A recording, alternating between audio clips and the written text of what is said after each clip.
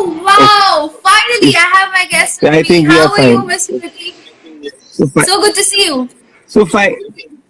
So finally, after so much of effort, I'm there on the live. This has been extremely. I've never done so much of effort to join in a live. So great to be here. Extremely feeling, इतना इंतजार privileged तो to हम be दिन here. के चांद Yeah. का करते हैं जितना हमने आपका किया है आज. Thank you so much. Thanks a lot. Same here. Ji. Okay, so how are you, Pradeep? I see you're out. You are somewhere. You're Yes. not home. So where are Well, you? I If you can am. describe. I'm in this village called as Sapoda in UP. So you can see right here there are farms here. So I'm just next to the hinterland, and I'm traveling in the hinterland. So I'm in Uttar Pradesh. We are traveling, and that is why you see me outside. But you So should is not it travel. People because should of not your come. news? Is it because of your online portal, Jan Ki Baat? Are you reporting Yes. from the ground? Yes. So I am reporting for the ground for Jan Ki Baat and Republic. So that is why I am traveling. Otherwise, it is advisable to not travel. But trust me, it is much better in the rural areas, in the villages, than it is in the urban areas. Yeah, and you feel that people here, at least in the villages, are following lockdown much more than what you see in the urban areas. So it is a fantastic learning experience.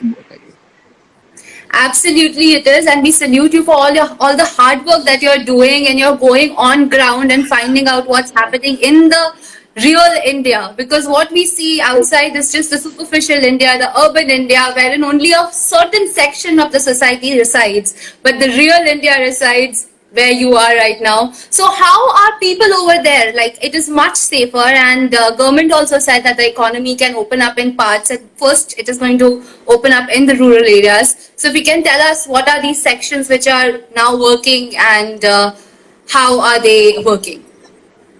See, farmers have started to work in their farmland. So this is the time when they reap wheat. So most of the wheat has been cut, and because the agriculture markets have not opened up entirely. So at some places they have opened up, and some other places they've not opened up.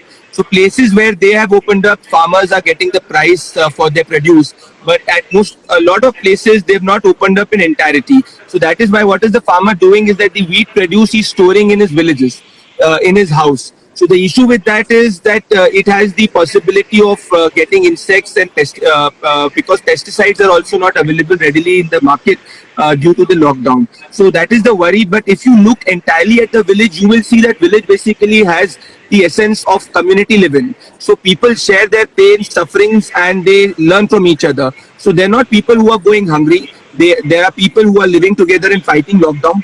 And for village, I have not seen that life has changed a lot. Apart from migrants who used to work in factories in urban areas, they've come back to the villages, and there is a lot of support from the gram sarpanches. With respect to the hygiene, there is good amount of hygiene which is there. But if you see that there is a sense of relief in the villages that the virus will not touch them because they are not allowing people from outside. So every village has locked down their village by ensuring that the locals patrol the village from morning to night. So villages are being self-dependent and self-reliant, and that is the best part. So when you travel, you discover this, and I think that is the biggest strength, and that's why you see the virus has not spread in a humongous way in the Indian villages, and I don't Right. foresee it spending that, spreading that. Yes, about 70 plus districts in India are completely coronavirus free. But as you said that you are in UP, UP was the first state to actually open agriculture because the crops were getting spoiled. So do you see any other effort from the government apart from just opening up the economy for the farmers? Like cops See, are there who have completely barricaded the city or something else which is happening? See, you need a pass to travel, so it is extremely strict. So if I travel in the roads, you will hardly find my car and one or two, three trucks which are there. So it is the roads are empty completely. It is very, very strict. So at every few kilometers, you have a check post where people are checking why is the individual traveling. So, if you look at administrative scrutiny and administrative sincerity and enforcement, it is spot on. Whether it is UP, Rajasthan, at different places, we find that. Now, see, what I'm looking at is that we all of us have to understand that lockdown is not the solution to COVID virus, and it is not going away anywhere. So, it is not that when you open up the country, you will suddenly have no COVID cases. That is how it is with any disease, right? Whether it is tuberculosis, dengue, or any big flu which has happened. The whole idea is to control it, and you can only control it by taking precautions. But when you take, but the solution to this eventually will lie, according to my understanding, is in building a herd immunity. And at least in the villages, I see a sense that people understand that, and that's why they've started to come back to the farmland. What you need right now is, apart from the villages opening up, some of the agriculture markets opening up, you need farmers to get money in their bank accounts, and especially the laborers in the working field to get money in their bank accounts. So right now, all of the laborers are not getting money, so they have been paying. They've been paid wheat in as a reward for their effort. So it's a barter system which is going on, but this cannot survive for long. So I do expect that the government after third will at least open up major industries and will open up the supply chain. It will not open up mass public transport, which will still take time. But still, you will take a long time before things start getting back to normal. But there will be a new normal, is what I feel. You spoke about things getting to normal, but it is not going to be the kind of normal that we know or the normal which we have seen. There is definitely going to be a new normal which we will see. So, what is this new normal according to you? What is the major thing which you will see happening in the coming time? Well, the new normal will change from your individual's personal life, social life, and also if you look in the entire way in how the global economy will function. So if you look at the personal life, what we will find is that people will really we will be very conscious with respect to their hygiene. That is number one. Number two is that all non-essential travel and non-essential, get-togethers will be avoided, at least in the near future, till you have a vaccine. Number three is what I feel is that people will avoid mass public transport as their first option. They will rather, if they have their personal vehicles, they'll rather choose that. That is number three. Number four is that, if you look economically, you will see that the world will be less China dependent for sure. So this is a very big change which will happen. You will not see people traveling overseas in the near immediate future. That is another change which will happen. A year or year and a half. Yes. So I see that in the next 5 years, I'm foreseeing by July max, you will have international travel back on track. But you will see people wearing masks as a new normal, is what I will tell you. So you will see everybody looking similar in their masks. That will be something which will be different. You might have a situation where restaurants and all the offices will have thermal checkups done before allowing individuals to, enter. You will also see even airports and even before you enter anywhere. Yes. So there will be massive change, but I don't see that people will be socially isolated from each other because that is not the general, human tendency. So slowly and gradually, you will see people coming back to adjusting to the new normal and taking those necessary precautions. And we also need to understand and absorb that COVID is here to stay. And if COVID is here to stay, you have to start taking the COVID positive cases, normally. Because even if you look in the present cases, majority of the ventilators in this country are vacant. So there are not seriously ill patient ratio in India is very low. So you have to take, somebody becoming COVID positive. Somebody becoming COVID positive just like any other disease. So that is how you can only live with it. Otherwise, it will be very difficult. So we gotta learn to live with the virus. But that's just. But we have been living with a lot of other viruses in our lives. We are actually made up of a lot of viruses and bacteria all over in our body. The only reason why we all are so concerned about coronavirus is because it is something new. And because we don't have the vaccine yet. So until we discover the vaccine, we'll have to take precautions, wear masks. So I see you're very stressed. You are on the streets. You are reporting from the ground, going into the interiors of the country. what do you do to entertain yourself and relieve this stress? Like, tell Well, us I think something. when you start traveling and speaking to people in the villages, that's the best entertainment, because when you speak to new people and you learn a lot of new dialects and their conversations and understand about their day-to-day struggle, you really get inspired a lot. So the more you travel, the more you see, and the more there's a big change. So it's not the same, boring 9 to 5 or the same thing. So I guess, like, so for example, in our back, I was there with the farmer who was who was with the buffaloes, and he was taking out the milk from the buffaloes. So I also experienced that for the Biल्कुल first निकाला time. हो buffalo के हाथ Yes. से. I have tried Yes. that once, but it is very difficult. Buffaloes don't even allow strangers to come and touch them. It is going to be Absolutely. So it took strange me and half an touching hour. them on their It private parts. True. It took me half an hour to make the buffalo realize that I'm not a stranger. So these are things. Yeah, I think traveling in the hinterland is the best experience, and that is what keeps me going. Because for the first few weeks, at least 3 weeks, I was also locked down. But then eventually, I realized that I have to be on the field. And traveling in the villages is much better than, I would say, in the urban areas, because villages are more safer, and Much more the safe. air is clean. Yes, and I think that's where the real story lies, and that's where the real voice lies. I think आपने एक बड़ी ही interesting बात की है in your entire sentence which you created, that the environment is clean, the air is Right. clean. We celebrated 50th Earth Day 2 days back on 22nd April. And amidst the entire crisis, when human beings are suffering, the nature seems to be flourishing. We see animals on the street. We've seen flamingos in India, in Mumbai for the first time in years. So, any climatic change which you see drastically is different in the villages. Something which you have Well, observed. see, villages have, if you look and if you compare, villages have generally been fairly clean compared to the urban areas. So it is just that the generally villages or a village life is bustling with a lot of energy and people talking to each other, living in having a charpai beneath a tree and talking to each other. So that has somehow stopped a bit. People are, even in the villages, are more inside their house, and either they go to their farmland and come back to the house. So the air has generally been clean. It's just gone more cleaner.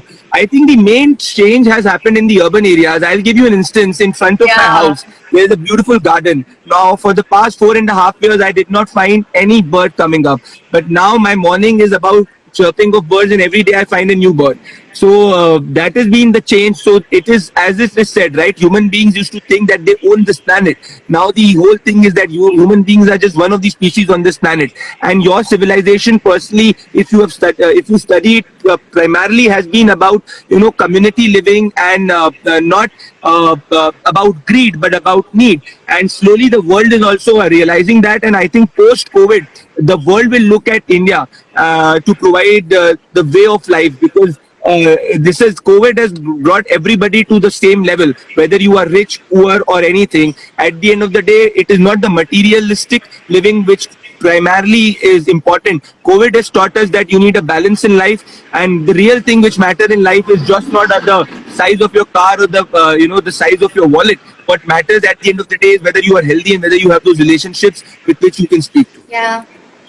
Yeah, I think this time which we have got off from our usual routine is also giving us some time to self-reflect and see what we are doing, where we are going. So in a way it's good, in a way it's bad. A lot of people are suffering. I feel bad about them. But then there are some positives and we find happiness in them. Recently, okay, I'll talk about that later. But today is the National Panchayati Raj Day. And आज Yes. PM Modi ने television पे आके he did a video conferencing with all the panchayat. I don't know if I'm saying it right, with all the sarpanch in the panchayats, and he tried to connect with the rural India. Now, what do you see is the benefit out of doing something like this, and how does it differentiate Modi from any other global leader right now? See, let's take your question into two parts. The former is that at the end of the day, any government scheme which is implemented by the sarpanches and the Gram Sabha heads. So the sarpanch is the main pillar and the main backbone of this country's development. Any welfare scheme for any government. Now with technology, what Prime Minister Narendra Modi and this government has done, it has built a platform which is where it can reach to every sarpanch in this country without personally physically being there. So it has been massive. So which means that I can track and monitor all my government schemes. So if I have distributed or say allocated 1 lakh crore as part of my rural development, at the end of the day it will be the sarpanch who will be ensuring that this reaches those beneficiaries. So sarpanch is your main mode of development. So I think it has been fantastic, and I will give you an instance from my personal travel. So I was in this village called as Rohad. Rohad comes in Haryana. So I met this sarpanch called as Satish, and this guy ensured that in his village there is not even one COVID positive case. So from morning in the 6 a.m. to night in the 3 o'clock, he used to patrol, used to serve tea to people who were patrolling. Every house was sanitized, every house was given a soap. People who were hungry, they were fed meals even if they're migrants. So, I have been so inspired by these sarpanches, and I will be connecting all of them, roughly 10,000 of them. That's my mission in the next 1 year. So that is where everything lies. So number two is what differentiates Modi from other global leaders. And I think Modi... Your mission is to connect 10,000 sarpanches in next 1 year. Yeah, that is something which I have not decided. Yeah. See, because if I'm able to do that, which means that I can reach to the voice of the country in a matter of seconds, and I can actually get what people of India are thinking. And even if there is a positive social, cause which I want to take, it is these people who will be implementing it. So rather than just being photo ops, which you see a lot of NGOs and people doing it in village, in urban areas, I think that will be real tangible development. So in the past 4 years, I've roughly traveled 400 constituencies and more than roughly 3,500 villages. So I think now this is my next target. So, and with respect to Modi, I think the biggest differentiator, Akriti, with Modi is that he has this trust which an elder in the family has. So imagine that if anyone's father would say ki boss ye karo, so even if the son or the daughter will not like, they will not dismiss it entirely. So the niyat of Prime Minister Modi is really respected by the common man, and so he has this whole ability of persuasion. So he will get the country to bang thalis and come out of their balconies. He will get the people to do anything because he has this ability to convince, and people think that he's working in the right interest of the country. That is what differentiates it. So if you look at Donald Trump, he's in two minds whether to lock down his country or not lock down his country. You have more than 130 crore people in this country who have literally followed this. Now, if they would not have followed it, no amount of state power could prevent people from going on the street. But people genuinely, voluntarily have done that. Now, this is massive. Because such a diverse country, across segment, if it's following this, I think it speaks volumes about the entire leadership, whether it is at the state level or at the Prime Minister's level. And this also speaks about the wisdom of people. Yeah. So, just a small point.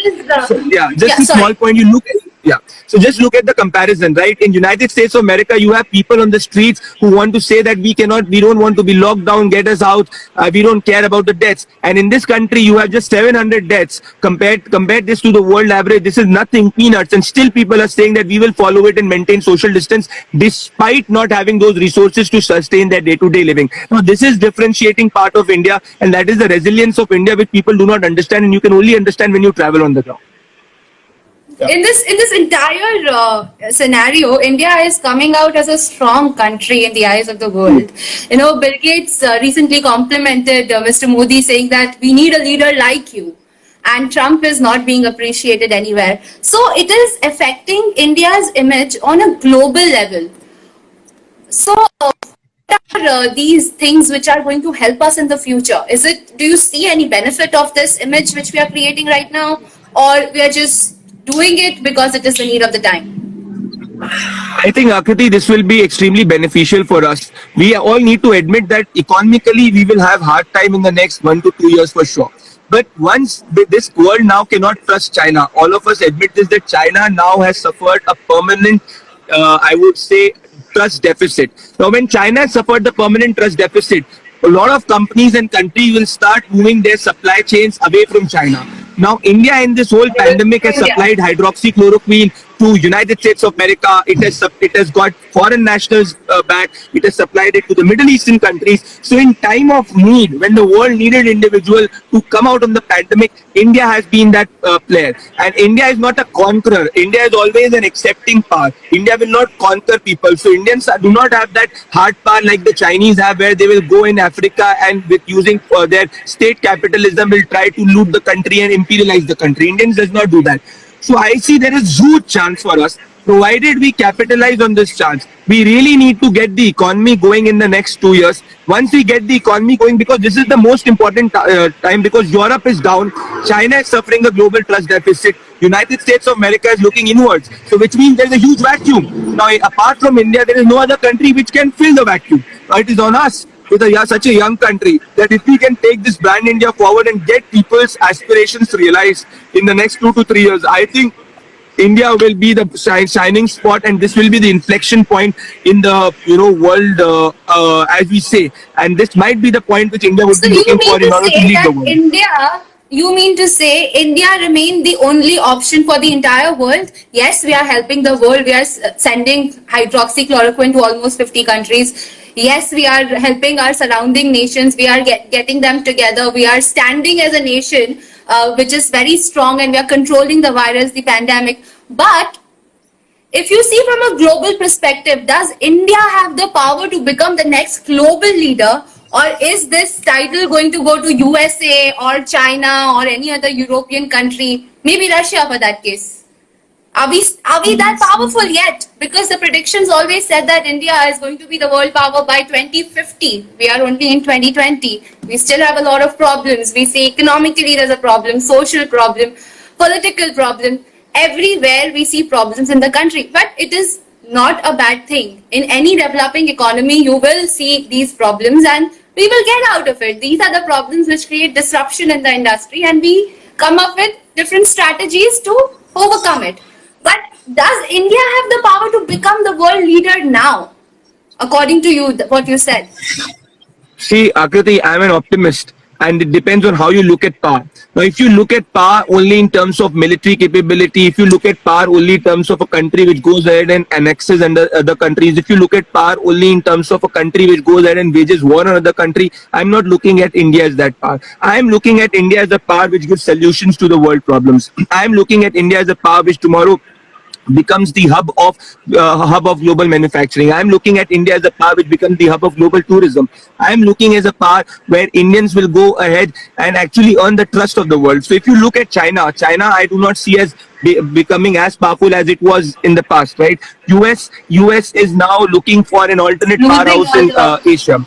Yes. So my reading and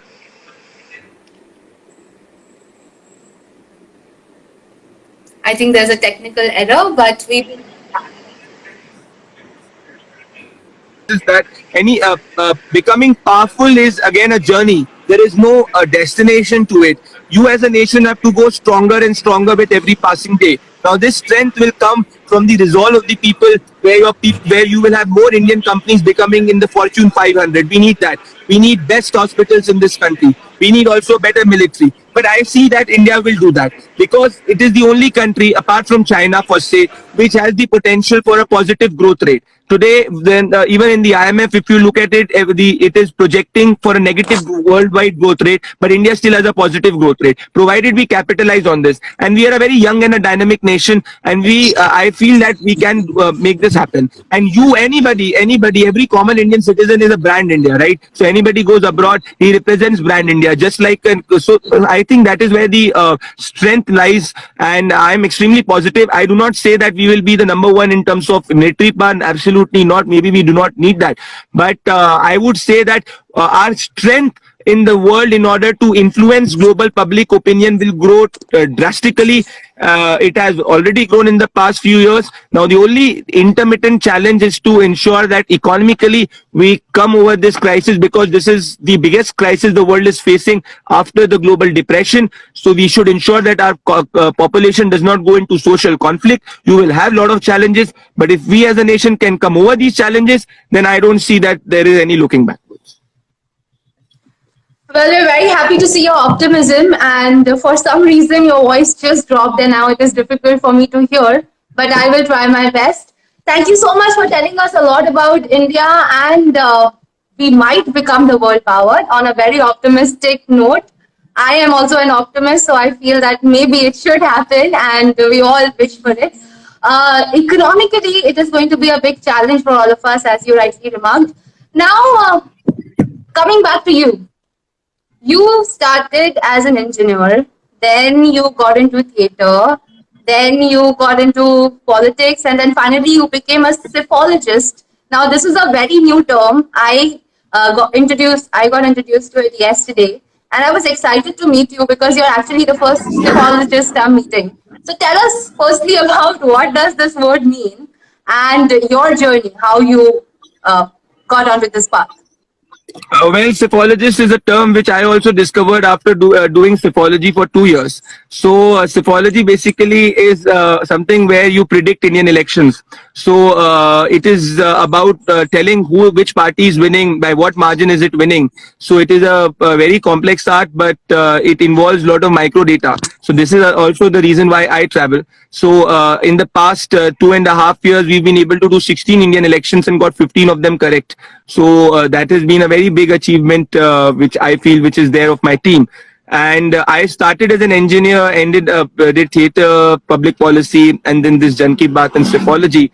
Well, I've always looked at the best opportunity in front of me, and the only intention is to contribute. And I felt that this being a psephologist happened in a coincidence because I was into election campaigning. And post into election campaigning, I ended up doing an election, which is the UP election in 2017, which I predicted absolutely correctly. And then onwards, we've been on the ground. And in this country, you do not have people, very few people go ahead and predict and come on the ground to predict the Indian elections. We've been able to do that, and that is because of a fantastic young team. And the whole objective and the responsibility which we have as a psephological entity, because people of India trust us to know the reality. So if you as Akriti want to know who is winning the next elections in Bihar, you will tune up to me and my company to tell you who is winning the elections in Bihar. So that is the responsibility which we have, and that's what a psephological company basically does. And apart from that, we do a lot of heavy ground reportage and a lot of debates on television. But that is all side. Main thing is to tell the people of India what people of India are thinking, and that is a big responsibility. And that is what a psephologist does. Well, you're doing the same thing with Jan Ki Baat, and that's a brilliant initiative by you. You also wrote a book called Modi Mandate 2019, Yes. for which Yes. you went to a lot of villages, did a research. So tell us something Yes. about the book and how did you came up with the idea of writing something like that? See, I was traveling for the 2019 elections and was roughly traveling for months. And every place where I used to travel with my VJ, my camera person Abhishek, and my team Jan Ki Baat, I used to record my conversations with individuals and people, and also used to record the analysis which we used to do. Now, we were the first people to predict in India that Narendra Modi will come back with absolute majority. We said that 2 months before the election. Everybody was after us, pay and all of these things were there. But and at the end of the day, it came out to be true. So after the elections and after everything got over, I just was going through one of the recordings, and then it struck me that, boss, I have diamond content, because political books in this country have been written by talking to politicians. Now I have written this first political book which does not have any conversation with politicians, but it has conversation with voters. This is the first book which is written from the perspective of the Indian voter. So if you want, it has the conversations from Banaras, and it has the conversations from Chennai. It has everywhere. And so this is the first book which is written by traveling to 400 constituencies. This is a book which has no politician conversation in it. It has voters conversation in it. It is already in the second reprint and towards a bestseller. So I think that is what made me write, because I had a story to tell, and the story was about people of India and how people of India think and what basically triggers their thinking in their language. And that is how the idea came up, and it took me 7 months to write, and that's how I've penned this book coincidentally. Well, Pradeep, we wish you all the best for the book. And Thanks. all my viewers who are watching me and watching us, me and Pradeep today, on this live channel. We request you to send in your questions if you want to ask something. It can be on any kind of issue. If you want to have some information and you want to ask a question to Pradeep or me, you can write that down on this live stream and we will try and take your question. In the meantime, I have a couple of questions which I want to ask. I mean, I've been asking a lot of questions, but these are my personal concerns which I want to ask you. See, I'm a student of economics. Now, when I see that there is a depression, then there is inflation. It's like a cycle. It goes up and down. Right now, we are in a state of voluntary depression. Now, when we will come out of it, because this depression is voluntarily something that we have taken on ourselves. When we will come out of it, what are the things that you see governments and International Monetary Fund doing for the entire world? Which are the industries on which we will focus the most? And what are the industries which will see the most amount of challenges?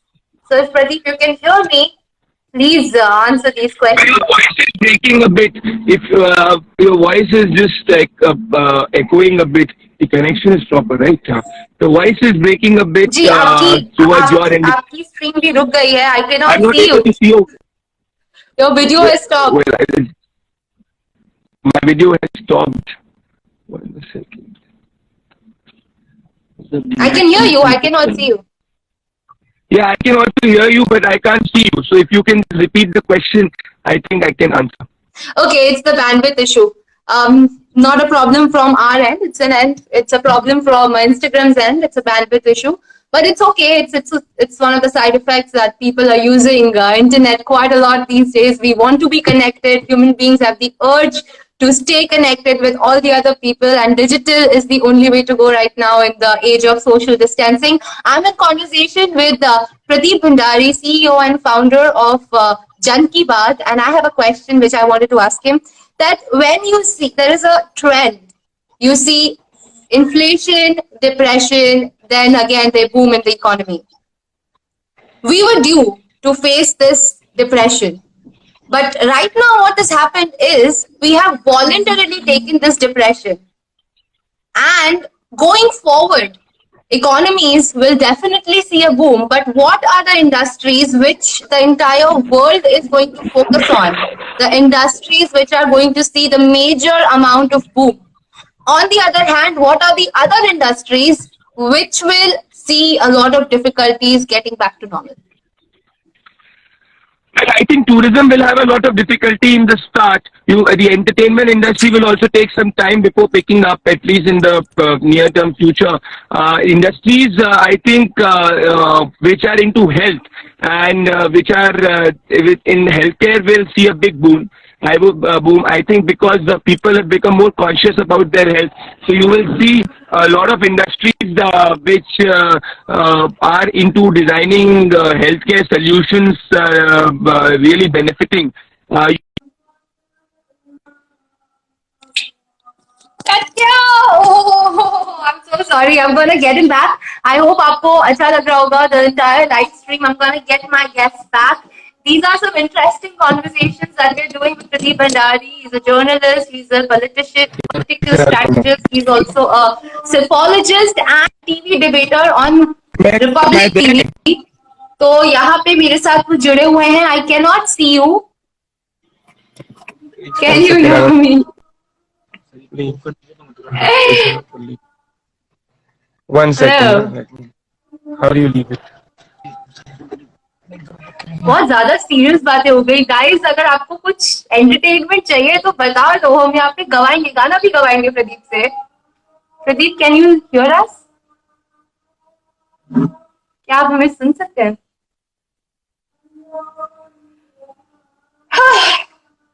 So today is the day we are all. अच्छा, रमजान आने वाला है. आप सभी को बधाइयां. यहाँ पे thank you, my mama is here. She's listening to the entire conversation. She's enjoying. If you are enjoying, please give this live stream, make a heart. There are these hearts on the corner. You can touch that and give us likes. Yeah, share it with your friends if you can. We're trying to be live over here. I got a request for live streaming. I can't see it anymore. So, okay, I think I need to be live quite often to understand all the live features. But Jay Todi, hi. We have a lot of people who are watching us through Seven Entertainment's page. Guys, hello, welcome. If you're not following me yet, kar lo yaar. I am here. I will take other people and I will take your requests, but not in this particular live stream because here we are present for a specific purpose. We were live in conversation with our guest, Pradeep. Unfortunately, because of some technical issues, I lost him, but I'm gonna get him back. Let's see. अरे आ ही नहीं रहे आप लोग कहाँ गए how you RBK हाय जयतोड़ी एक गाना हो जाए जयतोड़ी बताओ कौन सा गाना हो जाए चलो आप लोग का थोड़ा एंटरटेनमेंट भी कर दीजिए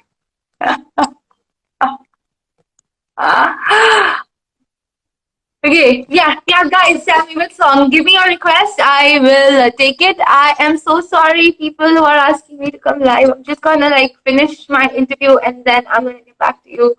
Give me a sec. Let me get check. क्या हो रहा है? Amrish बोल रहा Pradeep will be back. हाँ, thank you. मेरे पास अभी tons of questions है जो मुझे पूछने हैं. मतलब ऐसा लग रहा है कि सालों बाद मुझे कोई मिला है जिससे मैं ये सब इशू के बारे में बात कर सकती हूँ.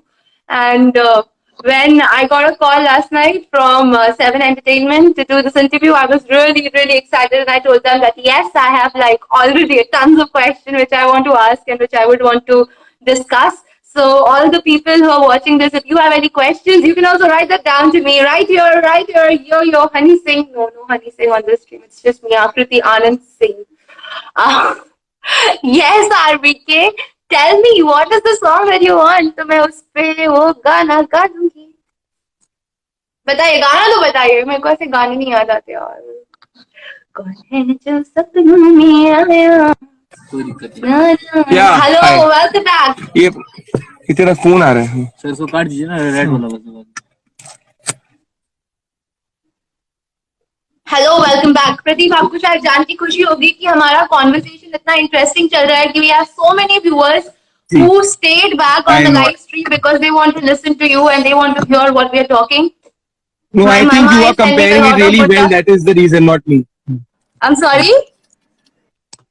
I think they are listening to you, not me that much. हाँ ऐसा कभी कभी मुझे अच्छा लगता है मेरी तारीफें. I will take the credit. Yes, No, it absolutely. is not because of me. People have come here to listen to you, and because you are giving us really helpful topic and really helpful content. That's why they are talking, and they're also sending in questions. Now, I asked you about the industries which will work and which will have to see difficulties. And you were answering that question, and suddenly the stream stopped, and I lost you. So, if you can repeat that answer. Well, see, I think travel and tourism will have a difficulty in the short term future because you will not have free and non hesitant travel in the short term future. Apart from that, I do see industries or companies which are into healthcare solutions, they will benefit a lot.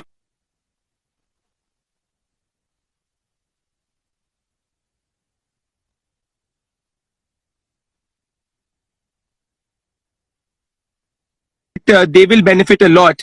Apart from this, I do feel manufacturing companies will also have a good advantage in India if they can source their supply chain which are not dependent on China. So these are the advantages that we will see.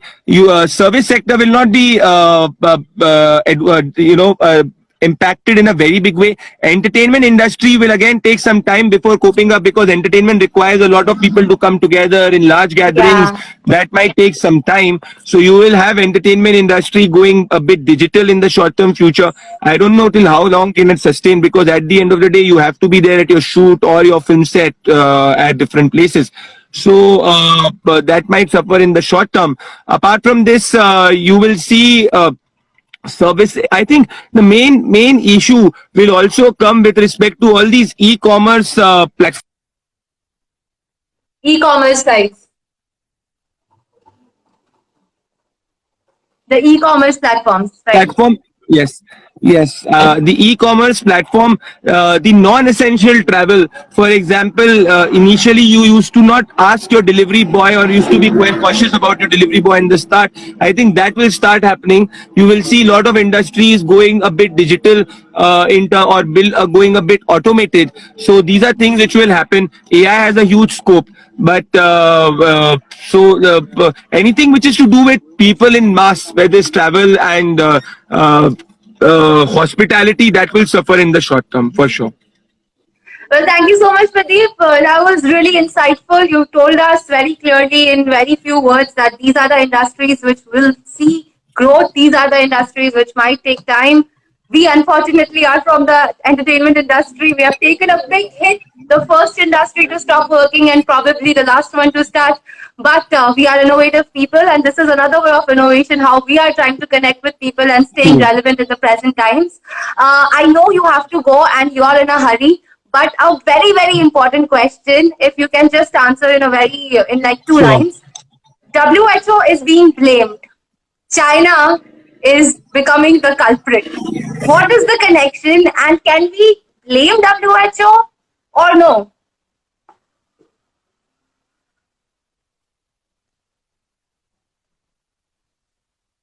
Yeah, I said that.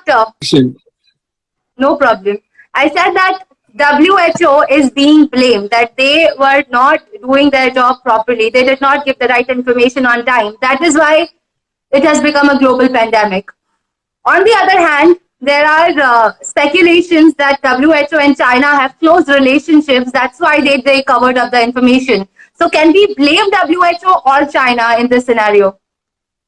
Absolutely, we should blame. Why not? See, if you look at the facts, right? WHO has acted like the Chinese Health Organization rather than acting as the World Health Organization. Now, the first Right. case in China was reported before. It was somewhere reported, if I'm not wrong, end of December. WHO till starting of January did not impose travel restrictions from Wuhan. So people from Wuhan were allowed to travel to different parts of the world. Despite the WHO team had to go to China in early January or end of December, they delayed it. The WHO did not give guidelines on mask. It was the different governments saying that wearing mask is compulsory. Now, with respect to this current WHO chief, he's acting more like a behest in the of the Chinese government. He was the previous health minister in Ethiopia. When he was the health minister, he was alleged to give a lot of contract to the Chinese. Now, in his election, he's the first. If I'm not wrong, he's the first WHO chief who does not actually have a degree and official degree in health, and he got disposed by the backing of China in a huge way. So it has not even blamed China in one of these circulars. Imagine this: if this virus was not originated from China and it would have been originated from, say, an African country, you would have gone all berserk. So WHO has to be blamed. Completely blame. It took ages for WHO to advise people for a lockdown. It was countries who took the decision on their own. So this has been a colossal failure of the WHO in entirety. Still, at this moment, when this virus has gone from the bats to the humans, the bat market in China is functioning. Why is it functioning? Why has the WHO not issued any condemnation of that? There has been not even one circular which has blamed the Chinese. This has been the most unfortunate part, people. I think WHO has lost its credibility in a big way. That's why you see United States of America taking away its funding. And that is why I say that the world is moving away from multilateralism to gated globalization.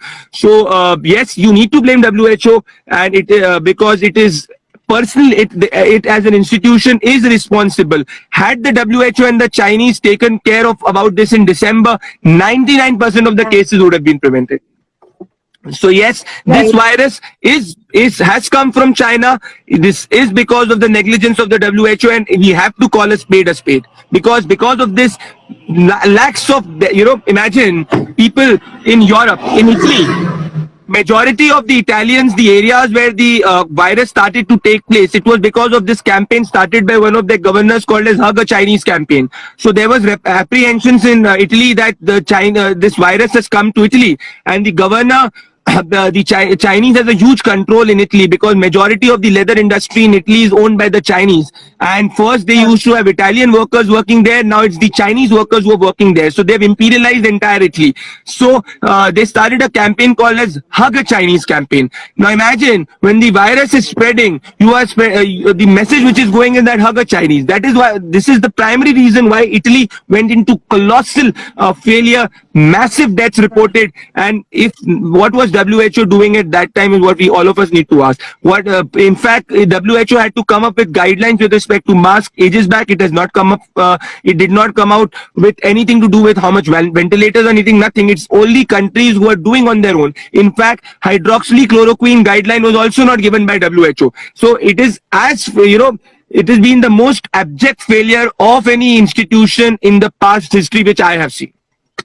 Yeah, it failed to You know, fulfill its when sole purpose for which 2002, it was when formed. SARS, sorry Akriti to interrupt you, when 2002-3, when SARS had happened, the then WHO chief had issued travel guideline restrictions against China. She had publicly issued a notification condemning the Chinese role because in 2003 or 4 the SARS was also spread because of Chinese negligence. But right now, imagine that if this virus, the source of this virus is COVID-19 traces bats, how can Chinese bat markets, the wet bat markets, still continue to function? This is as Right. abject failure as it can get. In fact, it is not even wrong to go to an extent and say that WHO tried to change the name of the virus. It was called the Wuhan Yes. virus or the Chinese virus. They spent a lot of time changing the name and making it COVID-19 novel virus, True. which did not make sense. They should be doing all these things, taking care of people and generating guidelines.